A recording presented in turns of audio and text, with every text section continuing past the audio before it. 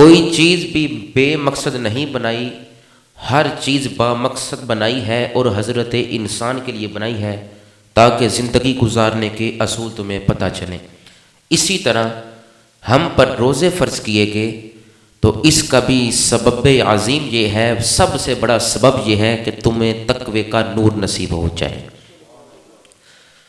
روزے کی فرضیت کا سبب یہ ہوا کہ ہمیں دولت اتقا نصیب ہو، ہمیں تقوی کا نور نصیب ہو، ہم متقی بن جائیں، اسی لیے ہم پر روزے فرض کیے گئے ہیں۔ یہ اس کی کرم نوازی ہے کہ روزے ہم پر اس لیے فرض کروائے اور ہمیں حکم اسی لیے دیا کہ ہمیں تقوی کا نور نصیب ہو جائے۔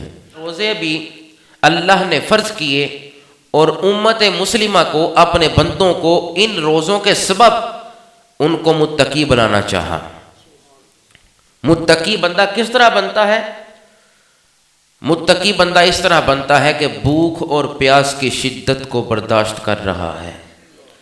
جو بھی بندہ بھوک اور پیاس کی شدت کو برداشت کرے گا وہ متقی بن جائے گا۔ تو ہم پر بھی روزے فرض کیے گئے، تو وجہ کیا ہے، ریزن کیا ہے کہ تم متقی بن جاؤ، پرہیزگار بن جاؤ، دولت اتقا نصیب ہو جائے، تقوی کا نور نصیب ہو جائے، اسی لیے تم پر روزے فرض کیے گئے ہیں۔ اور یہاں پر بڑی خوبصورت بات علماء کرام فرماتے ہیں، فرمایا یا ایھا الذین آمنو، اے ایمان والو۔ یا حرف ندا ہے، اسی کو آگے جا کے انشاءاللہ عرض کروں گا۔ فرمایا گیا یا ایھا الذین آمنو، اے ایمان والو، کتب علیکم الصیام، تم پر روزے فرض کیے گئے۔ حکم کن کو ہے؟ ایمان والوں کو۔ کن کو ہے؟ ایمان والوں کو۔ کتب علیکم الصیام، مومنو تم پر روزے فرض کیے گئے۔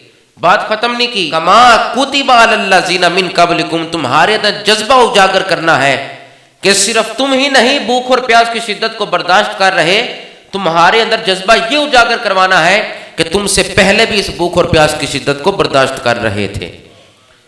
اور تم پر کیوں فرض کیے گئے؟ تمہارے اندر جذبہ کیوں بارا گیا؟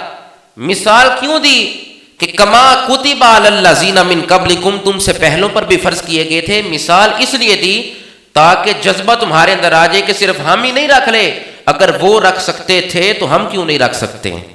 جذبہ اجاگر کروایا، شوق دلایا روزے کا۔ کما کتب علی الذین من قبلکم، تمہیں نہیں ستا رہی بھوک اور پیاس کی شدت، بلکہ تم سے پہلوں کو بھی ستا چکی ہے۔ اور کس لیے ستایا گیا؟ لعلکم تتقون، تاکہ اللہ تمہیں متقی بنا دے۔